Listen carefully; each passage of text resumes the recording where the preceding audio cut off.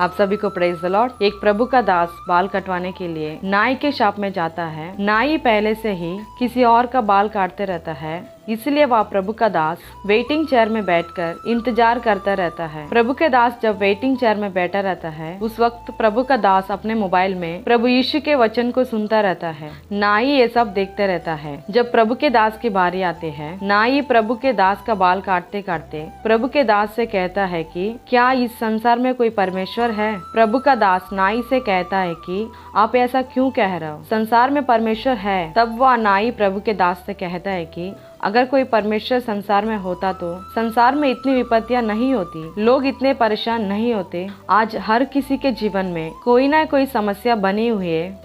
अगर कोई परमेश्वर होता तो ऐसा नहीं होता। तब प्रभु के दास उस नाई को बहुत समझाने का प्रयास करता है, लेकिन वह नाई अपने ही बातों को कहता रहता है।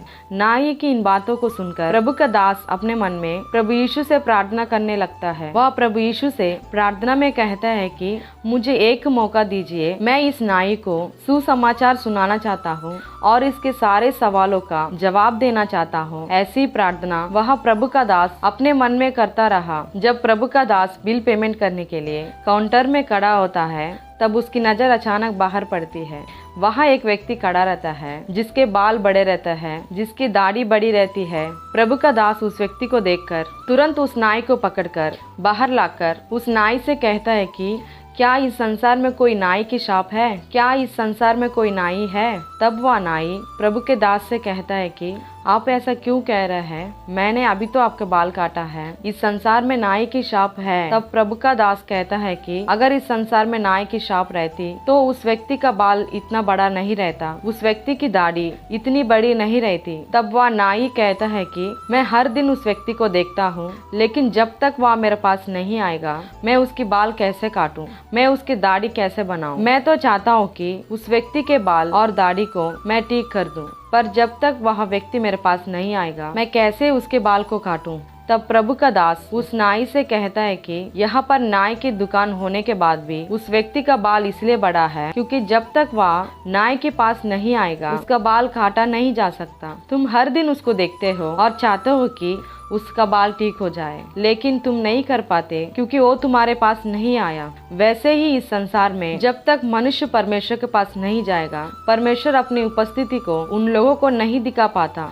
परमेश्वर हर किसी के तकलीफ को जानता है और परमेश्वर चाहता भी है कि सभी का तकलीफ दूर कर दे, लेकिन जब तक मनुष्य परमेश्वर के पास नहीं आएगा परमेश्वर कार्य नहीं कर पाता। प्रभु के दास की इन बातों को सुनकर नाई को अपने सवाल का जवाब मिल गया और उसने प्रभु के दास से और बातों को जानकर प्रभु को ग्रहण कर लिया। इस कहानी के माध्यम से मैं आप लोगों से कहना चाहती हूँ कि आज इस संसार में कई ऐसे लोग हैं जो हमेशा अपने मन में सोचते हैं कि इस संसार में कोई परमेश्वर नहीं है। कई लोगों के जीवन में जब समस्याएं आती है तब वे लोग सोचते हैं कि इस संसार में कोई परमेश्वर नहीं है, पर सच यह है कि जब तक मनुष्य परमेश्वर के पास नहीं जाएगा परमेश्वर कार्य नहीं कर पाता। हमारा परमेश्वर हमेशा हमारे लिए अच्छा सोचता है, लेकिन हम परमेश्वर के करीब नहीं जाते हैं, इसलिए परमेश्वर कार्य नहीं कर पाता। मैं आप सभी लोगों से कहना चाहती हूँ कि आपके मन में अगर ऐसा कोई सवाल है तो परमेश्वर की उपस्थिति को अपने जीवन में देखने के लिए पहले आप परमेश्वर की ओर एक कदम आगे बढ़ाएं।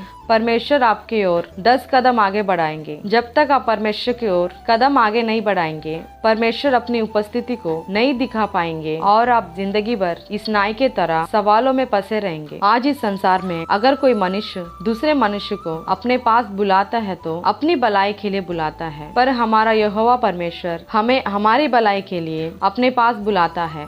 मैं सभी लोगों से कहना चाहती हूँ कि आप ऐसे सवालों को अपने मन में ना रखें, परमेश्वर के करीब आने के लिए कदम बढ़ाएं। परमेश्वर आपको बहुत आशीष देंगे। Praise the Lord.